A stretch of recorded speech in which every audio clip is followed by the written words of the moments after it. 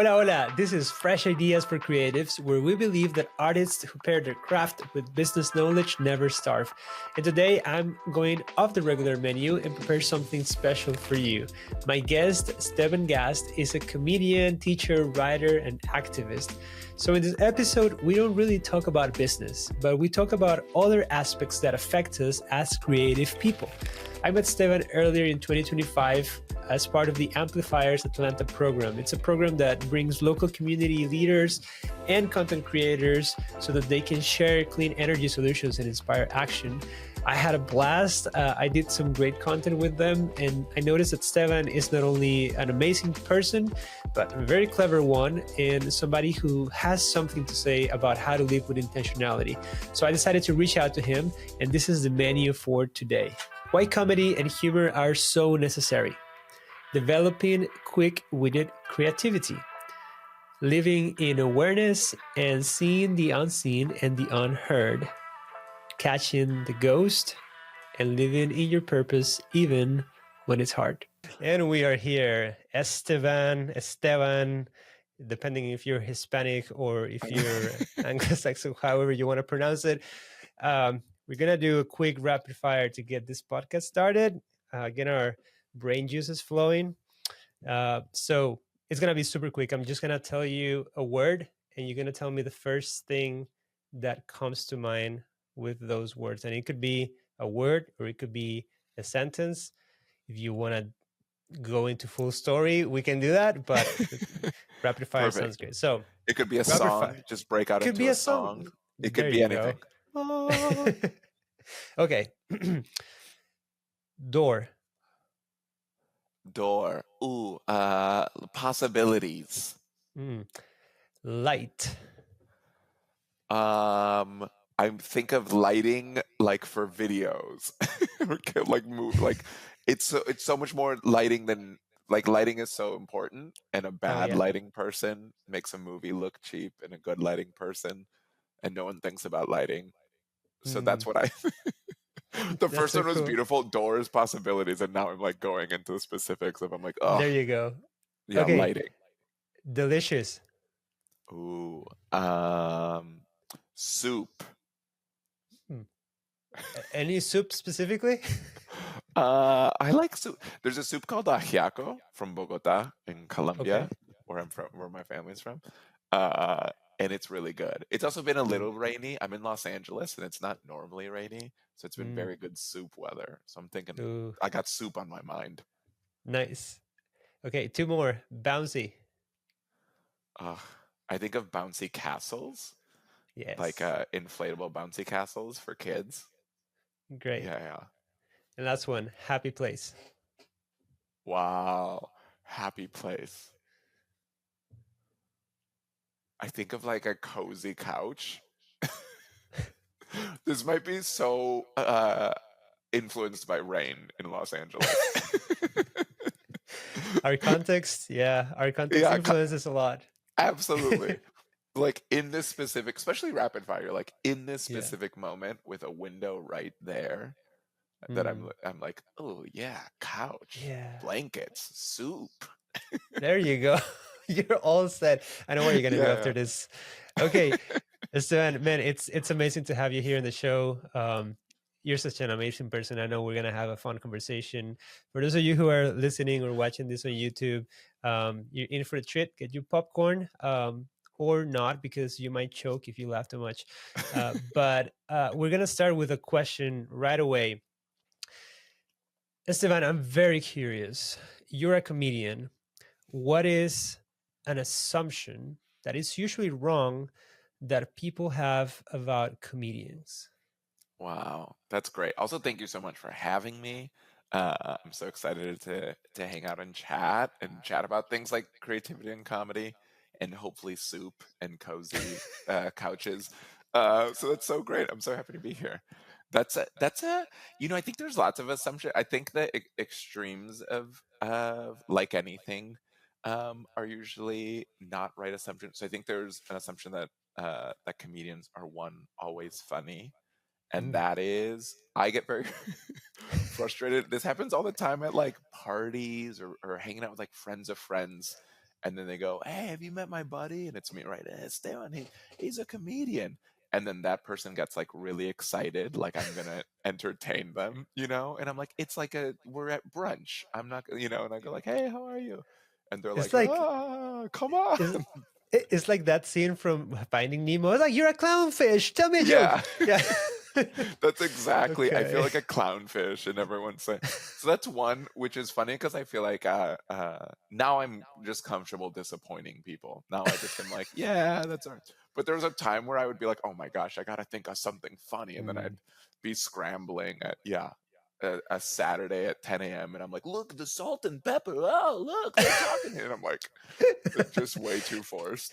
Do So I you have think a snazzy like comeback for that? Like when people are, oh, you're a comedian, tell me a joke or something like that. Do you have something prepared for that? yeah, I I think now it just is more tired. Like now I go like, oh, you gotta pay me. Like I'll hit them with a you gotta pay me, or I'll be like, oh, Uh, come to a show. yeah. Uh, or maybe I'll be like, oh, I don't know, what do you do? And then just you know, Mm. they're like, I'm an architect. I'm like, design a house right now for me. Just go design a house right up. Let me see your Right. renderings. Let me see your renderings. I I think now they're more sassy. They're more tired. You know, I Yeah. think I was like at the beginning willing to play, and now I'm like, all right, yeah, you're an Yeah. accountant. Do my taxes. Do them now. Um, and I think the Now, other. Oh, go no, ahead. go Go ahead. ahead. No, go ahead. Go ahead. I was gonna say the other assumption I think is that very tortured, right? Which um like sad, depressed, whatever. Mm. Which I think maybe is also artists at large, but comedians specifically are these Mm. like tortured people who make everyone laugh but are unable to bring themselves peace. And Mm. I think there's some truth to that, but I also think that if you're an artist and live in the world a bit of an artist, you like feel a bit more. So if Mm. someone isn't that, they like see maybe the waves of emotions impact you and you're like, that's also, this is also my superpower, right? It's a bit of a burden, but it's the blessing. Yeah. But I think that's the, especially in the work that I'm sure we'll talk about, but the work that I do often is Yeah. focused in community building and a bit of like optimism. And people are like, whoa, but aren't you a comedian? Aren't you like, don't you like hate yourself? You know, Yeah. aren't Most you of, depressed? exactly. You hear about comedians a lot. What is it? Self-deprecating humor. Like they make Yeah. fun of themselves, and that's the kind of way in which you can get away with it because you're not offending somebody else, you're offending yourself. But you're a special kind of comedian, right? You mentioned good segue there, like because you talk about community building and you talk about environment. So like when people hear that somebody's a comedian, they might have that reaction, hey, tell me a joke. But if somebody introduces you and said, hey, this is my friend Steven, and he's an environmental comedian, what goes on in the face of people when they hear that? And could you tell them what exactly that is? Yeah. That is funny that they just go comedian. I wonder if they're like, hey, this guy's like a kind of a climate comedian. I do think people then are like, oh, that's interesting. Yeah, I mean, I started doing comedy a little bit later in Mm. my life, and before that was in the world of education and like environmentalism. So I like ran this cool study abroad program in Panama. That was like this like sustainability themed study abroad program, and just like had worked a bit in this space of climate and community building and things like that. So when I started doing comedy, oh no, I froze. Okay, I think we're fine. Yeah. When I started doing comedy, it took me a few years, which I think is an interesting lesson. Mm. Because at the beginning I sort of separated it. So when I started doing comedy, I was like, here's Esteban, education, environment, activisty guy, and here's Esteban, comedian, and they like can't touch. Like I thought that would Mm. be bad. Like I was like, let me go and make jokes about the usual thing, about dating, about whatever, the world, Mm. whatever that is. And I think honestly, more recently in the last few years, those two have merged where I've been like, I can bring my full self. Mm. And when that has happened, it's been amazing. I mean, in terms of my own creativity and my own things that I get to create, in terms of like silly stories about serious topics is a thing that I sort of describe the work that I'm doing as, like Mm, these very silly things about very serious things, largely through the lens of climate. And my work as an educator and community builder and activist is a lot better bringing comedy and mm, creativity into that. So I think that merging of the two is what has given me, I've been fortunate enough to have a career and do a bunch of interesting things. yeah. So there's a few things that you mentioned there. You said it took you years and you came a little bit later into it. Like, how much later are we talking? Like, how old are you and when did you started merging comedy and humor into, this other aspect of you?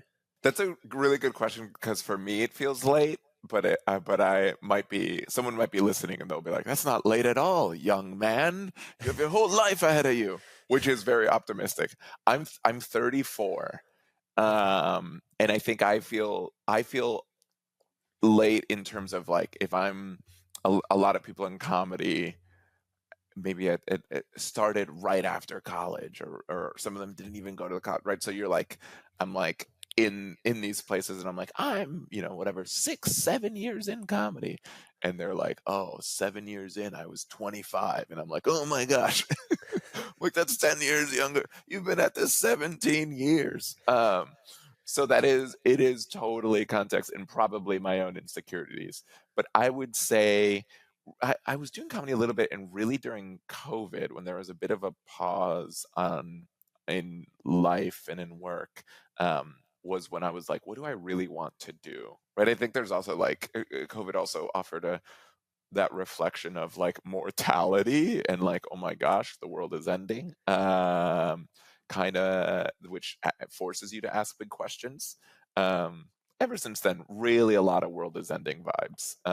You're like, let's just have a few good years where the world feels comfortable. But I think in those moments I was like, oh, I really want to do comedy, and I think there's a way to do that. So I would say like around like early 2020 was when I was like, wait, I want to be committed to this. I've never actually tried to do comedy. It's a thing I've always wanted to do. I've always wanted to like tell my own stories, but it just feels so scary to go for your dreams. I don't know. I don't know if people listening, but it's just genuinely terrifying to go for your dreams. So I think it took a while. So that's probably around, yeah, let's say 30, that I was like, come on, get it together. Just try to do this thing and try to do it in your own way. What makes it terrifying?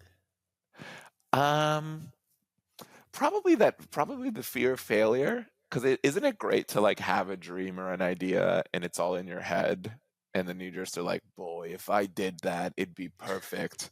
And then you start doing it and you're confronted with the reality of it. Mm, So I think to me it felt scary to fail. It felt scary to it also feels like you're like signing up for a marathon. Like mm, I think I was clear-eyed about what it looks like to commit to something like a career in entertainment, or even we did talk about like what it looks like to have these like activist goals, or like, I mean, they're like, by nature of the goals, they're so ambitious. Like, you're like, oh my gosh, what if I could help turn the tide of society a little bit more towards like love and empathy and acceptance and understanding. Like, that is a goal that, to me, as someone who doesn't really work out, is like as big as like an Iron Man. And if someone were like, hey, Esteban, you're gonna run an Iron Man, I would I would throw up from anxiety. And I think that's a little bit what it feels like sometimes, that I'm like, I mm. have committed in some ways professionally and personally outside to these things that are just maybe by design, but unrealistically ambitious. Um, and that feels, yeah, daunting. I don't know. So you were in a moment of your life in which COVID made you reflect about life and death and why am I here? What am I doing here? Right. And a lot of people took on baking bread and you're like, I'm gonna be a comedian, and it feels like a marathon. It feels like this huge ambition, and it gives you, you mentioned it gives you anxiety, yet you pursue it. So I'm curious, why was it so important for you to pursue it, even though it gave you so much anxiety? I think hearing you reflect all that, I'm like, man, I just should have gotten a sourdough starter, and then I'd be so much more at peace. I would have so much, my hairlines, I would have so much hair visually. Look at this. This would be here. If I were making bread, this would be right here, but now it's up here. Everything would be different. Um, I think, I think the, I think I am torn between two anxieties. One is surface level of hard work and ambition, a project and purpose that outlives me and Mm, transcends me. And the other anxiety, which I think is worse anxiety, is like not doing anything. mm, Um, like I think if given a matter of time, the way I sort of think about the world is I would have been pushed into this by the universe, let's say. This is where everyone's listening is like, oh, he's clearly from Los Angeles. This is the first universe mention. Hello, fellow hello, fellow listeners. But I think I would have been pushed into it, right? Like I think I would Mm, have, my body would have been like, something's not in alignment. My body was rejecting some, like, you're missing something, you're scared of something. So I think mm, the existential anxiety of not going after the things that I want, or not being the best version of myself, or even attempting to be the best version of myself, is a greater anxiety than the surface level anxiety of this will be hard, mm, this might uh, hurt my ego, because not, quote unquote, not much will happen, and I'll have, mm, quote unquote, dedicated so much. I might fail, which will also hurt ego. All these things, right? Like, that anxiety pales in comparison, I think, to the mm. anxiety of a wasted life. Man, that's powerful. I have this image in my head while listening to you of, yeah, I'm gonna be a little bit hippie too, like this flower that is growing, right? And it's like there's tension and resistance to go up, right? And you can get burned, you can get squished or whatever. There's a lot of things that can happen if you decide to grow. But if you decide not to grow, the product of it is like living in the darkness, being like a blob of matter there, that matter that doesn't matter, and I feel like we all are in some way trying to deal with that tension in our lives, in if we're doing something that can either push us or will squish us, right? And I feel Yeah. like choosing the pushing, the healthy tension of growing ends up, not only having logical more sense, right? But it's also less daunting, using your words of like, Yeah. it, it's like we don't have an option, but we do have an option, right? Yeah. But I think Like, if you're like, sit in stillness, you don't have an mm, option. mhm, But the option is to ignore, and there's, oh, it's so easy to ignore. And honestly, it's mhm, very fun to ignore. Like, it's like, yeah, it's, ignoring means whatever. It's like, what? And I work in TV, so this is no judgment. It's like, ignoring means a ton of TV and doing whatever, and just like, mhm, like, it's very, the world is built to ignore that. yeah, But I think if you sit in stillness, or have any sort of, go for walks, or, I mean, this is why I think a podcast like this is so helpful. These are like, this podcast maybe at times feels like conversations and creativity. It's like, but what it really is it's like confrontation mm, with people who t- probably, if they sit with it, know exactly what that flower is, or yeah, are the flower themselves, and are in withering in the rain, and going, are there any other flowers? And then, right, you and I get to talk and be like, hey, by the way, if you're a flower who's being pelted by rain, and mm, and unsure of that process, it is worth it. And we are here Yeah. and we feel it. And we also sometimes wish that we would have stayed in the soil, but you Mm. can't. We gotta Yeah. do it. We gotta rise up. Yeah. That's great, man. I heard you uh, before joining this conversation. I Googled your name and I listened to snippets of other podcasts where you have shared some stuff. And there was one thing that stood out to me. I don't remember the name of the podcast, unfortunately, but you were talking about creativity and how there's a, I think you use I think you used the word provocation, but you recently used another word like kind of like conflict or something like that. But you also mentioned in that podcast that creativity often needs time. And if I'm remembering correctly, you were mentioning that you go to corporate environments and they're so uptight. You're like, I'm not creative or whatever. It's like, well, give you yourself time and and all that stuff. But what I'm trying to get is um I listened to that and I was like, yeah, I mean, he's right on the spot. And then I looked at myself and I looked at creatives who do similar things that I do, which is visual notes, which is essentially improv with drawings.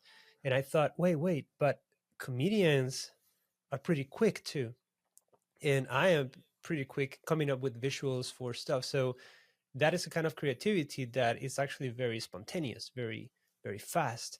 And I was wondering, from your perspective, um, how do you nurture, or how can people like us, who is like, yeah, I'm creative but I take too long, and I would love to be able to develop that wit, that quick creativity.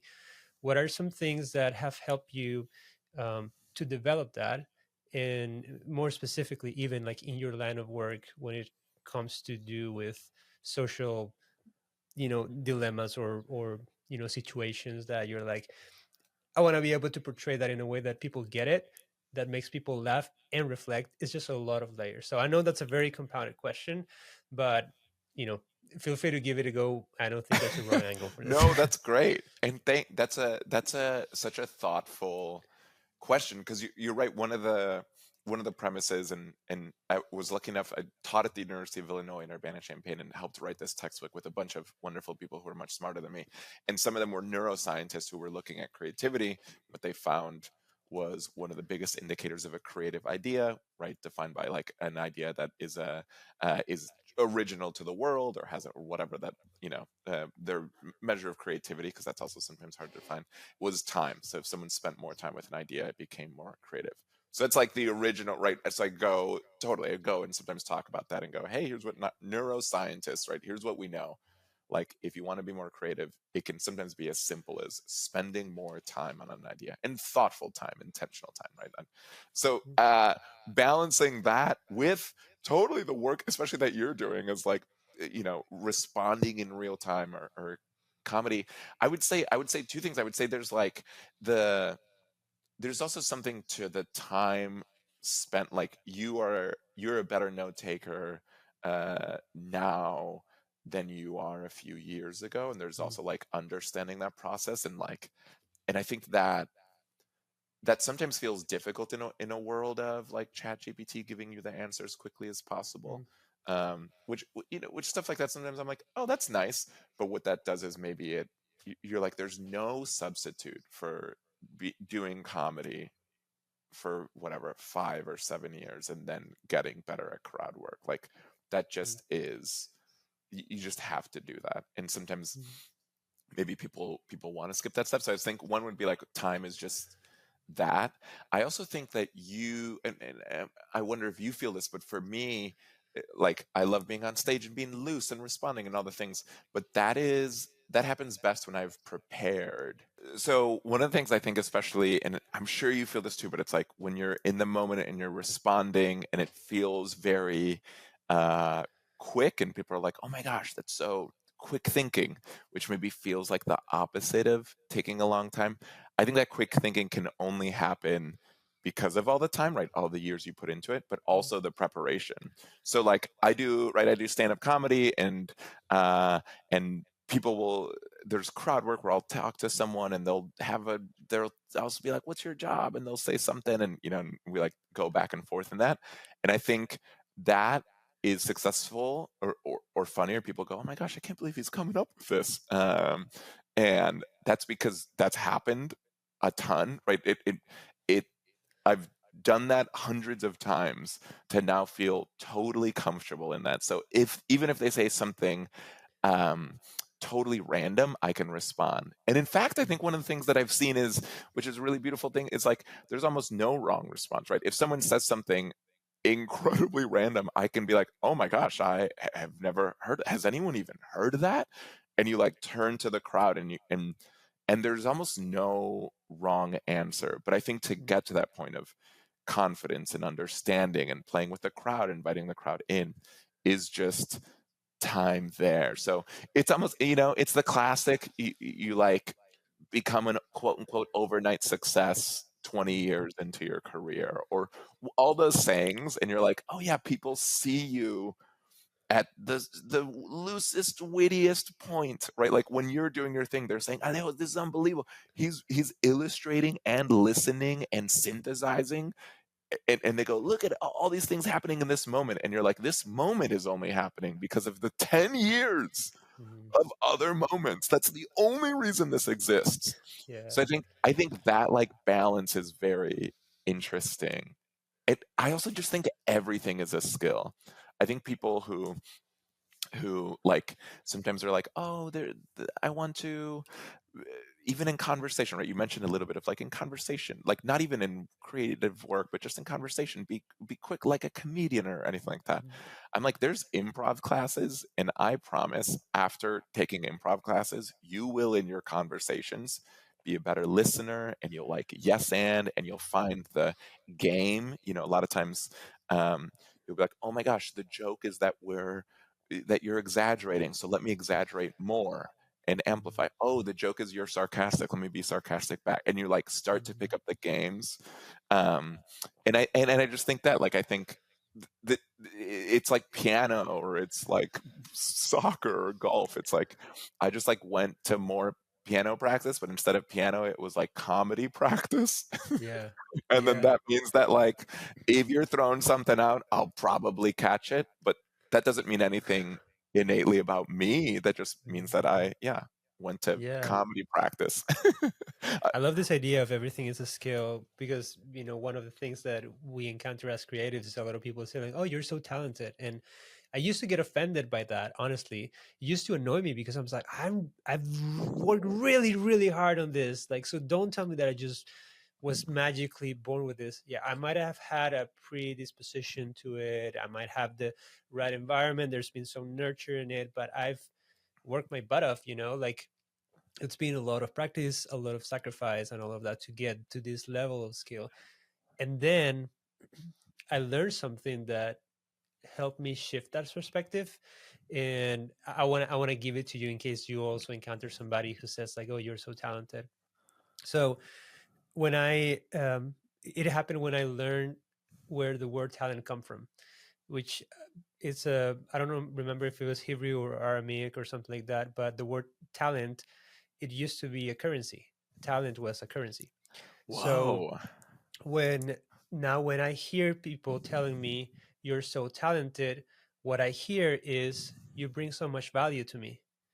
So I'm not saying Yeah. it's like something intrinsic about me or whatever. What I'm hearing is I'm doing something good that is making these people feel better, is helping them in some way. And they might not be intending that specifically, but it just helps me reframe it and feel like I'm doing something good, and I'm on the right path. So somebody tells you talented, just like feel, oh, I'm valuable. That's great. I'm $1 million right here, and maybe that's what they pay you. So at some That's point, beautiful. If someone says yeah, that, just look them in the eyes and be like, you are valuable too. yeah, You yeah, are and also. in That's great. That's so interesting. I didn't yeah, know that about the root. yeah, Oh, yeah. that's fun. So another aspect that I want to that I want to comment here, because I've taken improv classes and man, I love it. And that's why I know comedy is not necessarily improv, and improv is not necessarily comedy. You can improv things that are sad, but most of the things that you do in improv are creating contrast or stuff that is maybe a little bit exaggerated or surprising, and that's what makes people laugh, right? Because it's just like, oh, where did that come from? But you can improv something sad. But I think that at the core of what we creatives do, and especially you guys comedians, is a huge sense of awareness.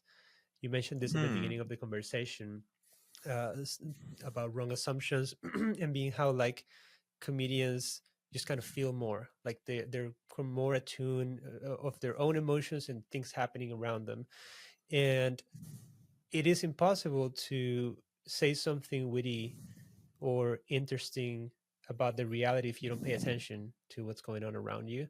It's impossible to do good improv if you don't pay attention to the cues of tone and posture and intention that other people are saying, so you can appropriately read the situation and and do the yes and.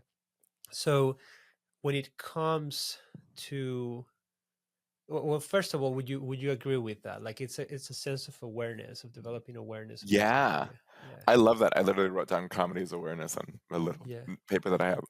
I'm just like you. I'm illustrating while we're talking. There's my We're gonna comedy's compare sketches awareness. at the end. Yeah, yeah, Yeah. yeah. Mine is just poorly written comedies.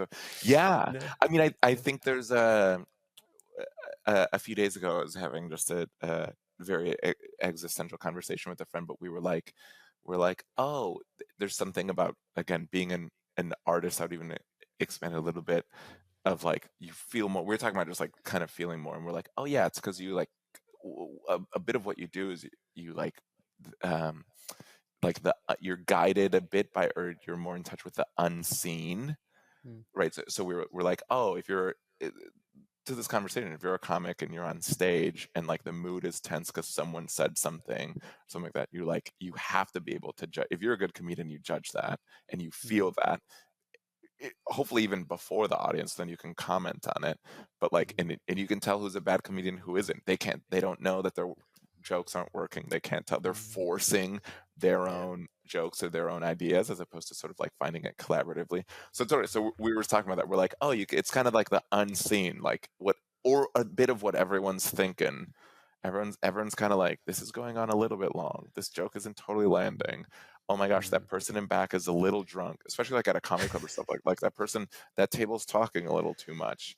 mm, And you start to, even if you're that's far, right, like from the stage, you're like, okay, something's happening in the back right.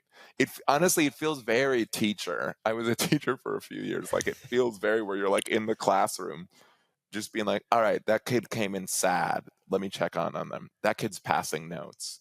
And then you're like, if I say you're passing a note, is that more disruptive? Because if they just go mm, back and forth, then I won't get involved. But if they're really passing, if it's every day, I gotta get involved. If they're mm, looking at if people are noticing they're passing notes and then they see that I'm not in charge, then the power shifts and students have so you're like mm, running these numbers, and that's basically what it feels like on stage. I'm like, that person's a little bit drunk, but are they too drunk? Because if I call them out, are they going to get upset? That person's mm, their bachelorette party, so she wants to feel special, so they're a little bit rowdy.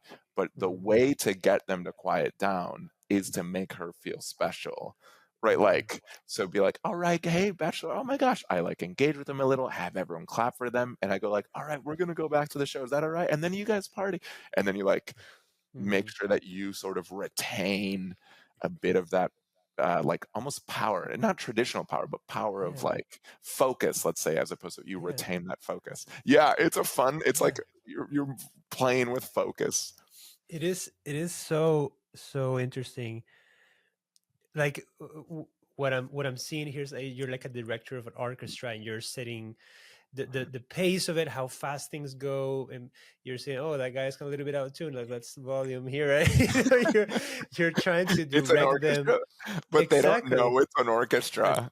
They yeah, they're showed up. just It's like you show up to the orchestra, and uh then halfway through you go, oh my god, I'm the violinist. Like I've been. Yeah, yeah, yeah, that's exactly yeah, right. You go, wait, he's been yeah, conducting us the whole yeah, time. Yeah. yeah. Man, this is fascinating, and in line with awareness, there's this idea of understanding truth and being comfortable with it, right? And I heard this guy that I followed. He talks about business a lot, but one time he mentioned something like somebody asked him like what kind of content he consumes, and he says, "Well, I don't really watch movies or anything like that. I consume two kinds of content. I read about philosophy and I listen to comedians because they both tell the truth." And I was like, "Wow, it's so on point." And I feel like it's one of the reasons why. And let me know if you agree. Why comedy and humor is so essential, even because what you're doing is you're looking at reality and you're reflecting reality to people in a way that allows them to be open in a certain way to hear it. Sometimes even things that are very uncomfortable, like the guy who might be drunk or whatever. I was like, "Hey, I need to tell you to shut up right now, but you're gonna tell the truth in a way that helps achieve a better outcome," which is an art by this. It's not a jokester. I feel like people who are quote funny, in high school or something like that, they're not necessarily comedians. People might tell them, "Oh, you're such a comedian." It's like, no, you're just annoying. A comedian tells the truth and frames that message in a way that invites people. Would you agree with that? Yeah, I love that. That's a really beautiful assessment of, I would say, like, comedy at its best, right? I Mm, think I think what you find is a bunch of people trying to do that, or a bunch of people maybe like, because comedy can often do that, they believe that their comedy can do that even though it isn't, which I mm, think is interesting, right? I think there's true truth tellers, and then there's people who are convinced that their own idea, maybe they've been famous for so long or whatever, or they're mm, rich, or something, right? They're in some sort of context or bubble that assures mm, them that their thoughts are the truth, and there's no yeah. questioning of that. So I think at its best, totally, and I think those are the comedians that, right, it's like George Carlin, and I mean Jon Stewart. It's like everyone watches Jon Stewart, and he's so trustworthy, and folks from all over the political spectrum are like, oh, he's saying, because he calls hypocrisy out, if it's big or small, if it's someone he knows or it's someone he doesn't, someone he likes or some, like, he just is. And I think he's honest about that. He's like, man, this is a bummer that this person that I thought was a little bit better than that is a hypocrite, right? And you're like, oh, that's great. That's a bit of what we were feeling. We thought some of the good guys were the bad guys, and Mm, and so I think he, like, navigates that in a way that's nuanced, because yeah. yeah, I also think that is why comedy is a really unique tool for making, like, societal change and social impact, because it's like, r- yeah, if you think that one of the unique values it can bring to the world is like this clarity and truth, or like this clarity overall of these complicated things, it just like distills it and provides clarity. What better thing now, than to be like, oh my gosh, you and I met in this climate lens, but being like, all the solutions are here. Isn't that why? Hmm. Like, there's Yeah. all the solutions for how to live a world where we have, like, kind of infinite energy, truly, and like renewable energy, and don't have to do all these different things, is there, and we're just not doing them, right? Like, that's, to me, I'm like, that's almost such a wild thing to think about, that you almost need comedy, or at the very least art and artistic Mm, expressions of that idea, because I could tweet that every day and no one would do anything. But then I go like, isn't that what you, like, have all that, and I'm on stage just mhm, reflecting on this and inviting people into this, and be like, that just is what I have. We have the answers to the test, and mhm, we just, like, what's happening? um and I think, yeah, that can communicate that truth, that then hopefully inspires change, or gets people on a journey to think about the world around them. mm. If you've made it this far in the conversation, it probably means that you're liking what you're hearing. And in that case, I'm going to ask you a very, very small but very meaningful favor. Would you please share this episode and tag me on Instagram? See, I cannot hear you, I cannot see you. The only way that I can know if I'm doing something right is if I get feedback from you, and sharing these things with other people, it's a great way for me to understand that I'm doing something right. So it helps me keep going, and it also gives me the fuel to keep pushing the boundaries and doing way better things. So thank you so much for listening, and now let's go back to the show. Man, I a lot of people who follow the stuff that I post, the content that I produce, are more in the visual arts.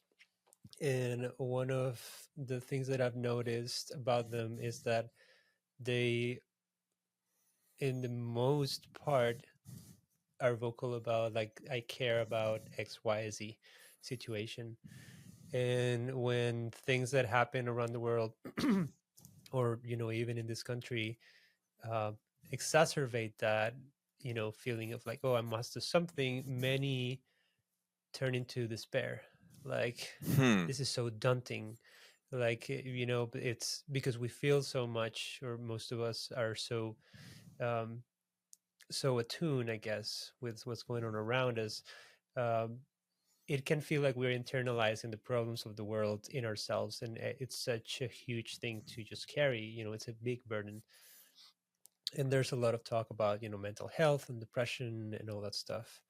So what's your take here? What has helped you figure out how to counteract, compensate, balance, manage, whatever the word you want to use, that from the times when you feel like, man, what am I doing? Is it even making a dent in the world? Is it Yeah. even, you mentioned, if I post on X, like, is it going to make a change, right?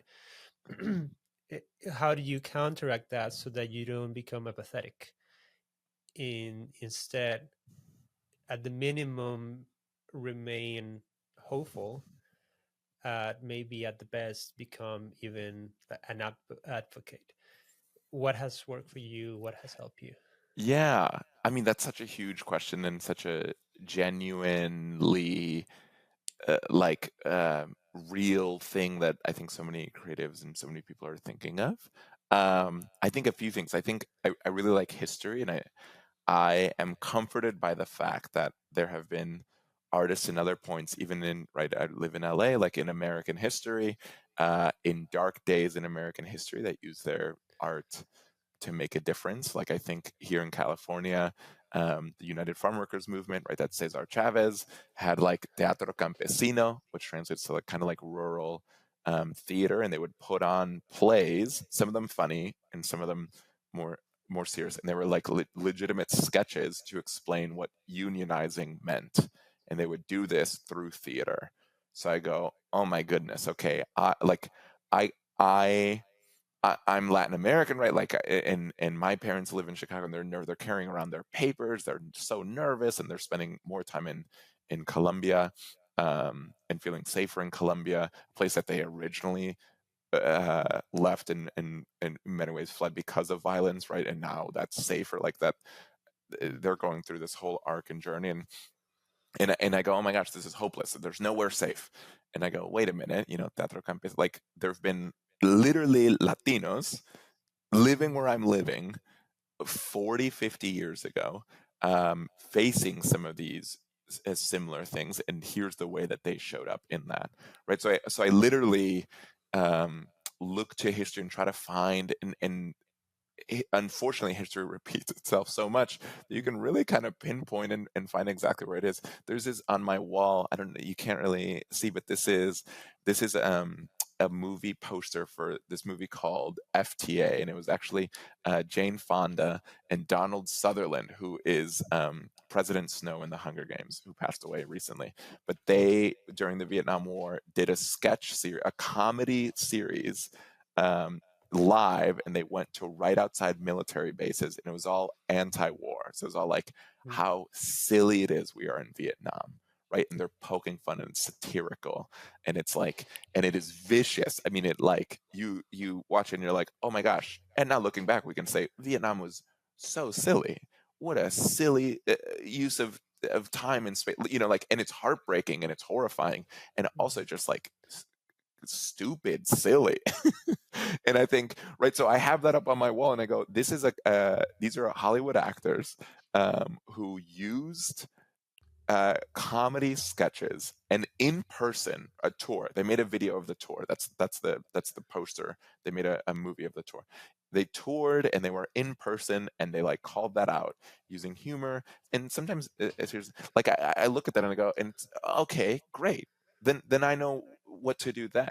And that's one of the reasons we met is I feel lucky to have a little bit of momentum in relationships with places like Generation 180, which is this amazing nonprofit, and go to them and be like, let's do in-person events. Let's have, artists connect with activists and educators. Like, let's just do, and let's have it, and let's capture everything, and let's have it be visual, and let's just do that a ton, and let's do it everywhere, and let's go to different cities. So I think a lot of the things I'm grateful for the some of the successes I've had even in that front. And I'm like, none of it is new. That is just me Googling, hey, what happened when we felt, like the US government wasn't listening to us, to the people. How did people respond to that? And then finding that and being like, great, okay, here's the takeaways. So I'd say that's number one. And I think number two and it's just as cheesy and we have to believe it, and I do believe it, and some research suggests it, but it's like I just also think that like culture shapes policy and culture shapes popular opinion, and like culture, when we talk about culture, it's like you and I and the people listening. That's what culture is. And I think like yeah, I just think that the work you do matters. And I think bringing your full self to the work matters. I think like we need more artists to be fully in their power, bringing the full messiness of the human experience uh, to all of us. And yeah, and like get political, or get like all the parts of you. And if you're, and I think that's to me, that was a bit more political because I came from that world. But I think if someone is sitting there being like, I'm a visual artist and I'm also a mother or a father, but I kind of keep that separate. Part of me is like, hey, here's an invitation to bring it all together, because part of what I want, I hope to have a bunch of kids one day, but it's like, I want to see people be fathers and artists. I sometimes don't see that too much because that is separated, or people want the mystery, and it's like, I just think be fully yourself in the things that you do, and that also is a net positive for society. So it's one, looking back at history and finding comfort that there's some people who faced situations or circumstances similar to us, and they went through it and they did something, and it's like, well, if they did it, I can do it too. And the second one is understanding that culture, like everything that you are, shapes the world around us. And the more, granted, that's it, because I love that you use the word invitation, right? Because it's not like you should share everything about your life, right? Because that's, Totally. that's not healthy. But it's like, bring yourself to whatever you do, right? And love how know you're not only saying this for saying it, but you have lived it, because you mentioned previously you had these two things separated, as a teacher, as an activist, and then on the other side as a comedian. And let's not touch them because ego and whatever people will say about it. And I'm like, hey, this is who you are, and you bring them together. um I'm curious, when you bring them together, what did your parents say about that? I mean, I think overall they're so lovely and supportive, but I think that they're like, it's a safer bet to stay in education or in whatever active, like, even if you think nonprofit space or some. So I think they go, oh, supporting other artists is a great play, right? There's always going to be a job, and there's probably a salaried position, which is nice to support artists in artists making um, meaningful work. And I think I've a few times I've been like, oh, I want to do that, but I also want to be the art. I'm also the artist. And I think they're like, of course. But what if you write a book called Artists and artists responding to the, and you're like, so I think there's a little bit of that tension, and I think there's that. li- uh, I think it makes sense, right? I think that's also it's funny sometimes when you're like immigrant parents want us to be doctors or whatever. You're like, yeah, that's the context they come from. It'd be asking a lot to come from someone who's like, I immigrated here, made all these sacrifices. Now, what if are choosing, you're intentionally choosing a more difficult path, and you're like, Mm. that's my to me, I'm like, that's my interpretation of why you came here is so I have could make Yeah. have the quote unquote freedom to maybe choose a difficult path, and they're like, whoa, whoa, whoa, but there's easier paths in front of you. And you're like, of course, that makes so much sense why you think that. So I think there's a funny tension, but I think I'm reminded of the context that they live in, and yeah, Yeah. it's got to be funny to be like, I'm gonna make all these sacrifices so my kid doesn't have to make too many sacrifices, and then the child is like, hello, mom and dad, I would like to intentionally choose sacrifice, and they're Mm. like, what? um so That's yeah. great because you can say like, hey, following your example of you know demonstrating how sacrifice works, I want to be like you. And Yes. I'm gonna just yeah, I that's it, I've amazing. literally I've been like, guess who taught me to be bold, huh? Guess who taught me? And I'm like, gee, I wonder where I got that from. And they're like, no, no, no, no. Yeah. But then you're supposed to be a lawyer and then have it easy. When you were growing up, are you only child? Do you have siblings? I have an older brother. Older brother. Okay. And when you were growing up, how do you feel that influenced you? Like, not only in the comedy side, but also in the part of like activism and education. What was your environment growing up, and what did your parents do, and all that that helped foster that directly or accidentally? Yeah. No, I think my parents are I think they talked a lot about like responsibility. We have a responsibility to make the world a bit of a better place. Both my parents were educated. My dad was a college professor. My mom taught high school Spanish. And then when they retired, they did the Peace Corps, which is really cool. So they went to Mozambique. So this is at 65 years old. They went to uh, Mozambique, and were there for 2.5 years, and then came back. wow. So I think they have consistent it yeah I mean, you look at their life and you're like, I I'm learning all the lessons I need to, which is funny sometimes if they're like, but be a bit more cautious, and I'm like, I don't know, you guys went to Mozambique at 65. I don't know if you're telling me to be cautious. So I think they really led by example. I think it's really interesting proof of maybe even like actions speak louder than words, because I think their words were probably, hey, be a bit cautious and be strategic, and I think their actions were big and bold in many ways. Yeah, so that was the context. My dad's also a big environmentalist, which I'm very very grateful for. Again, probably actions speak louder than words. I mean, he talked to us about it, but I think he just was someone. He like went in. We lived in Puerto Rico for a bit, and then Chicago for a bit, and like Chicago suburbs for a bit. And he would go with like a team and like measure the Chicago water, like Chicago River water, and like see how many toxins were in it and things like that. So I think like Wow. he talked to us a little bit about that, but just seeing someone do that, and as a kid even connecting that you're like, wow, that river has toxins. And then I think like some of the things that I feel like we think as kids, like part of comedy and part of art and part of the things that I want to do, and even in like silliness around these serious topics, is like go back to that child state, like right, like a kid would say, wait a minute, shouldn't our rivers be clean? Like, shouldn't Mhm. hypothetically we should be able to drink from our rivers, right? Like that's not a crazy thought. That's like a that makes sense to Mhm. me. It makes sense. It feels like historically, most of our rivers you could have drank Yeah. from, and then something happened, and humans themselves got in their own way. Yeah. Um, so I think like seeing my dad do that, I think I had those questions early, and I felt I felt as a kid like, guys, we should be able to drink out of rivers. What are we doing here? And I think Yeah. that it was an easy step into environmentalism. And I think part of my work now and why I think comedy is a good tool is be like, I think it would be hard to be like a hardcore me, Esteban, be a hardcore journalist or whatever, and be like, our rivers should be clean. And I think Mhm. it's easier for me to be like, yeah, as a kid, you're like, duh. And then Right.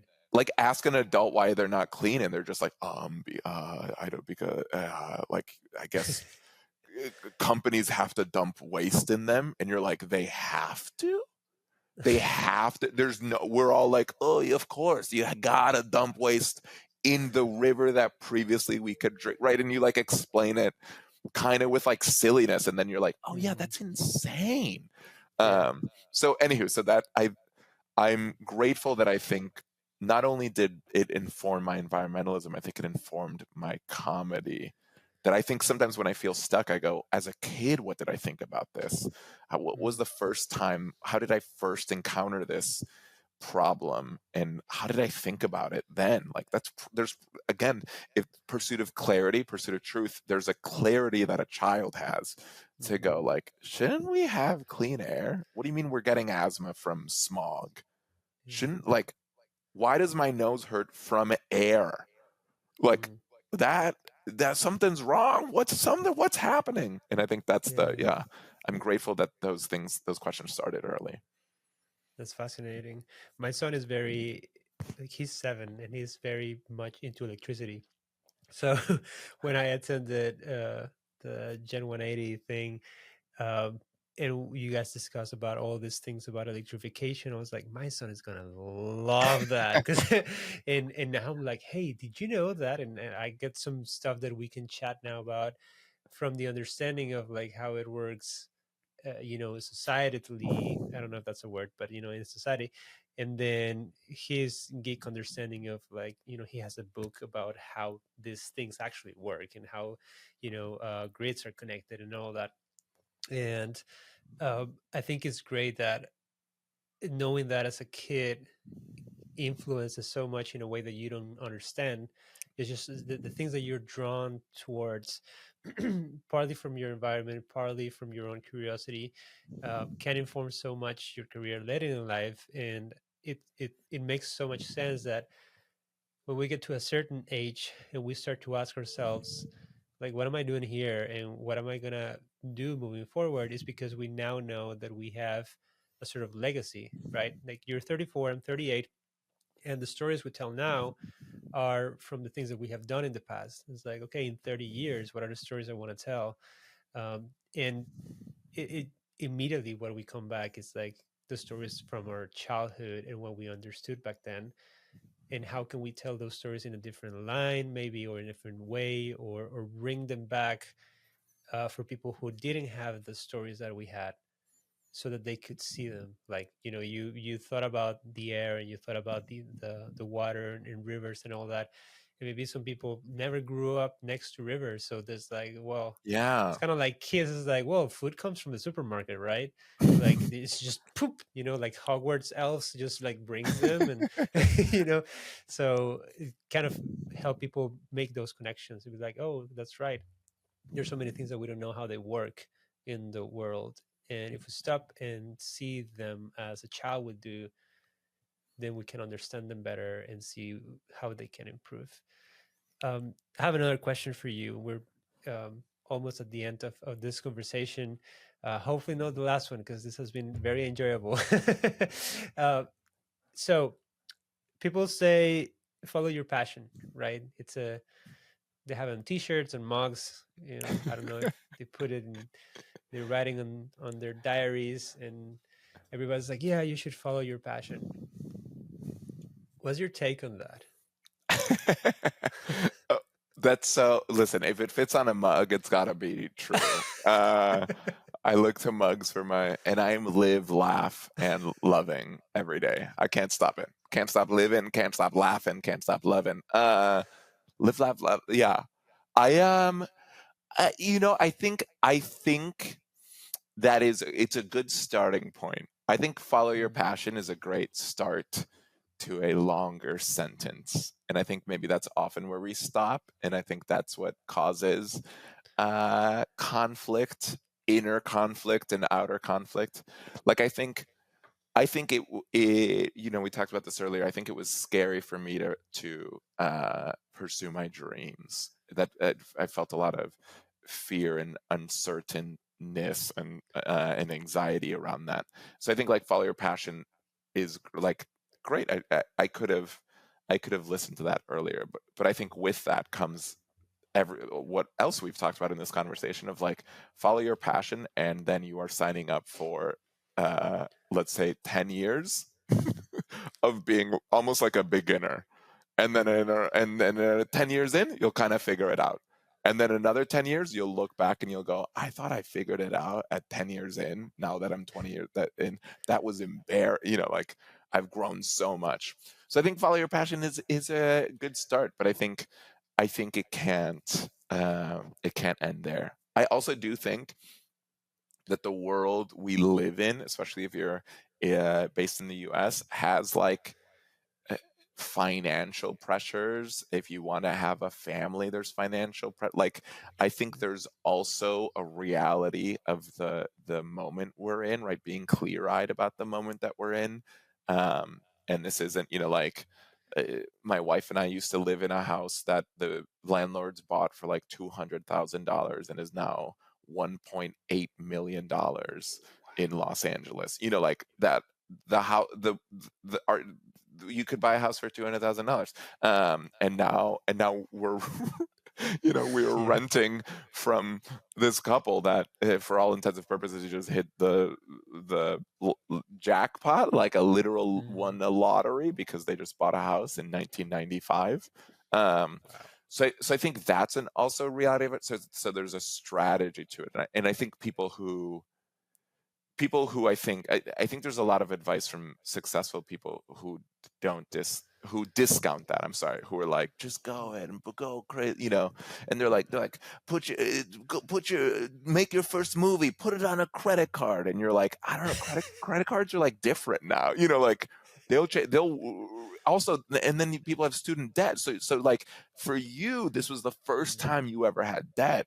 For us and our generation or whatever, it's like at 18 you started being Mhm. saddled with debt, so I'm graduating or whatever that is, right? Like that Mhm. I'm speaking to that experience. So I think there's strategy. All that is to say, I am yeah, I'm cautious of folk, and I think there's like I think right now it's like, am I a full-time artist? Kinda. Well, I also have this, I'm doing education stuff which I care a lot about, but also there's, you know, there's nonprofits that are supporting that. It's not that much, it's nonprofit money, but it's like at least I'm getting paid there, Yeah. and then occasionally I'll get a TV thing, or I'll get to write something, or I'll, you know, I'm doing touring stand up, but then the reality is now I'm like, we want to have kids, and stand up I can only make money when I travel. Mhm. So what does it look like to have a career that I enjoy, that objectively is a passion, but the only way I make money is travel, right? And What then is your that's, yeah, go ahead. what is your definition of passion? Ooh, I think there's this moment, like blues musicians would sometimes say catching the ghost. They like caught the ghost. And I really like that imagery, like you catch the ghost, like you're like connected to the muse in some way, right? And I'm not even that spiritual of a guy, despite me saying things like universe and muse.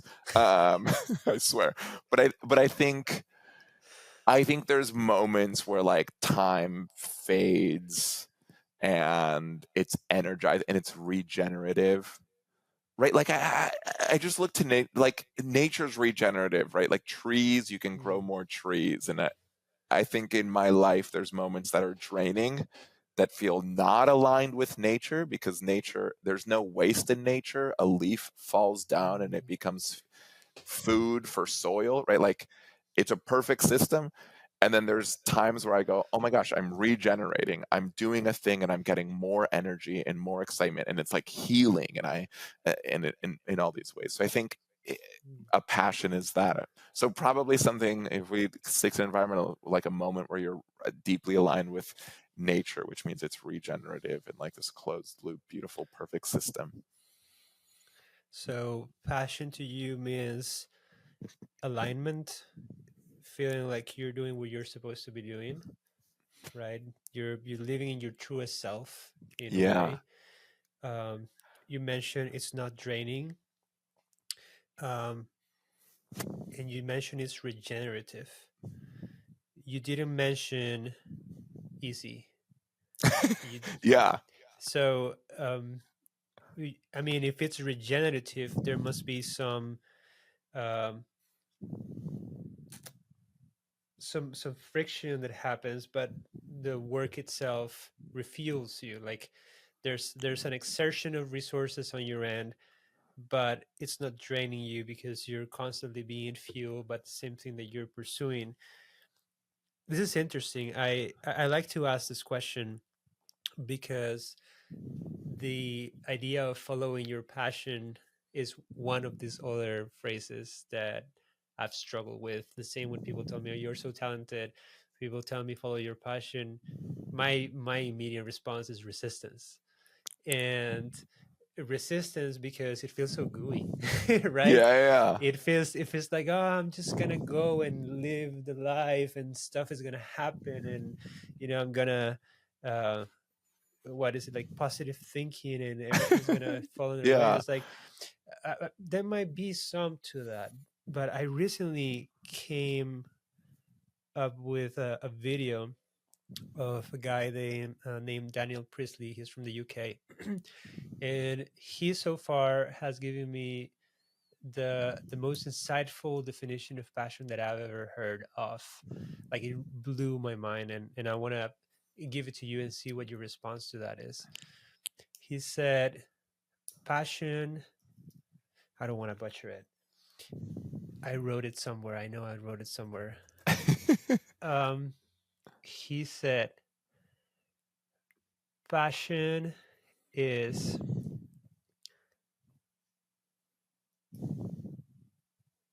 doing it no matter the cost, like not caring about how much it will cost you. Yeah. And when I thought about that, the immediate association that I did was like the movie The Passion of Christ, right?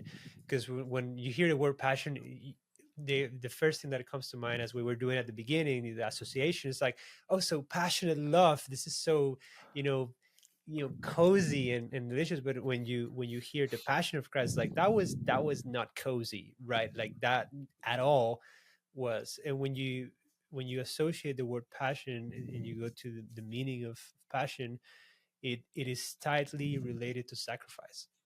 Yeah. And the point of it is like you don't care what you have to sacrifice because you care so much about it, which that's the correspondence with the Passion of Christ. He didn't care about to what extent he will go because he had a big purpose. And when I think about the passions that we have, I linked it now with purpose. Like I am so passionate about it, not because I'm gonna feel good about it, but because it means something. I don't care if it's gonna feel good or bad. I'm just gonna do it regardless. So love the idea of catching the ghost, love the idea of it being regenerative, love the idea of not draining you, and love the idea of being in alignment. I think what you didn't mention there that is obvious, in that context, is what we mentioned. Like you didn't mention that it was gonna be easy, Yeah. right? And I think it's kind of like a subtext that some people assume when they hear "follow your passion," like that phrase, "work on your passion," or like "follow Yeah. your Follow your passion," and passion. you You'll never work a day in your life. That's madness. such is so madness. And because that's the thing, like because if you follow your passion, you're gonna work hard because you're so passionate about it, Yeah. right? Yeah. You'll So work even more. exactly. So Yeah. yeah, but I love that you added that regenerative element, because then if you don't add that regenerative thing, that not draining thing, then it can start to feel like recreational masochism, right? Like, I'm just gonna and work hard for the sake, and look at me, and then you're you know miserable. Yeah. Like you make your life miserable, when I think the purpose of following your passion is like it's so important in your case, to tell people how we can have a sustainable planet, a sustainable community, a sustainable country, like how they can take decisions that are not as hard as they think to contribute in an impact that is that actually impacts the people around them. You don't have to change the world necessarily. You need to think about that you're going to change the world, um, but you can still make something that matters, right? And you feel so passionate about it that you decide that even if the economy it's kind of hard, you figure it out. If I mean, your parents was like, you should be a doctor, you figure it out, right? Because you care so much about it, and it fuels you despite not being, in the perfect conditions, anything. It's like it kind of makes it more relevant, like in a storyline, like we always route for the hero, not because it's perfect, but because it pushes through, right? Yeah. And I feel like it's so great to hear and get to know people like you who are pushing through, yeah, in environments and in a line of work that some people would say, like, he's gonna starve or whatever. Like, people have said that about artists our whole life, and one of the reasons, just kind of share a personal story here, because I my first career was biology. When I No went to college, way. I enrolled in biology. I didn't graduate from it because then I realized, oh, this is not my thing. I'm very curious about it, but after organic chemistry and calculus, yeah, I realized that my line was not there. But I was hesitant to pursue an artistic career because I didn't want to starve. I didn't want to become a starving artist. I love eating, so I Yeah. wanted to eat. And that's the thing. Like, not only us, but so many people have shied away from pursuing their purpose, aka their passion, because people tell them like they're not gonna make it, and it's like, well, it's gonna be hard. But the question that you should really ask is it gonna be worth it? Yeah. Because if the answer is yes, then go for it. So, and I don't know if you want to have anything else that you want to say before we jump off. I want to be respectful of your time as well. You've been so amazing, man, in this conversation, but I would like to hear, anything else that you would like to say about this. No, I mean, I think that's beautifully put and perfectly put. And I think, yeah, yeah, I think what a privilege to have things that you care about that are worth it, and like and and you face sacrifice, and that sacrifice has meaning to Mhm. you and maybe to the world at large. Like, yeah, I think that's what a gift to exist in that space. Amazing, man. Finally, what are you working on right now? What are, like, where can people find you, or if you're touring or anything like that, or what are the things that they can do to support you? Yeah, they can follow me on. I'm trying to post more on social media. I went through a big phase where I was like, no, and then now I'm like, part of, you're like, this is part of it. So you can follow me on social medias, which is real Esteban Gast. And then I've got this fun YouTube series where I talk to kind of like celebrities in a sauna. It's called Heated Conversations, and we talk about climate, and it gets really hot, and it's madness. So that's on YouTube.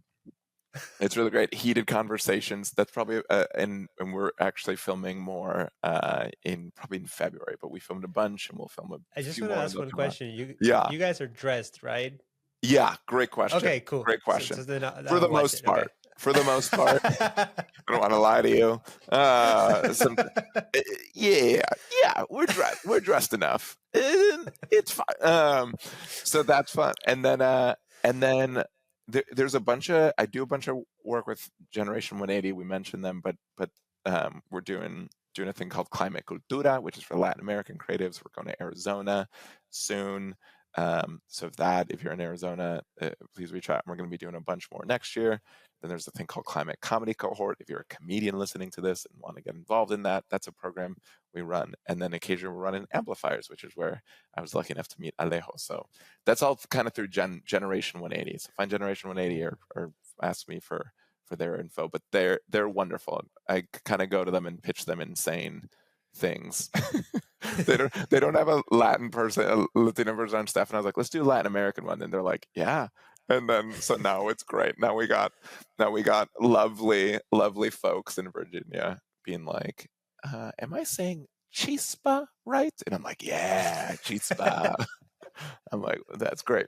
So it's perfect. Yeah, that's it. Amazing. I'll have all those links in the transcript and in the notes of the show. Whatever you watch, if you watch on YouTube or if you hear them in Spotify and all that stuff, you can click and read all those things and follow Esteban or Esteban, depending again on what Have you heard? I say tomato, tomate. That's what I don't know. One day I'll figure out my name. One day. So if you had any fun at all in this in this conversation, go at least and check out his stuff because he's amazing. And if you care about the environment as well, if you don't care, then you can stop listening and go and do something else. If you don't care, don't talk to me. Don't talk to me. No, just kidding. We love you. We love you regardless. So check out those links. And Esteban, man, it's been awesome. We've been from like super funny to super philosophical and super real, and then funny again. So it's been a pleasure chatting with you again, and man, wish you all the best. And that's all for today's episode. Thank you, Esteban, for sharing with us why comedy and humor are so necessary for society and for culture, how to develop our creativity by giving ourselves time to work on creative projects and time to practice and prepare. Also, to teach us how to develop that sense of awareness, to see what people don't see and to say what people are afraid to say. And then finally, how to catch the ghost, how to pursue our passion and live in purpose despite difficulties because things are worth it. And thank you, finally, for listening to the Fresh Ideas podcast, where we believe that artists who pair their craft with business knowledge never starve. And that's why we invite experts to reveal recipes for success and inspiration and good life advice so you can try all those things in your life and business. I hope this was enjoyable and insightful, and I'll see you in the next one. Pura vida.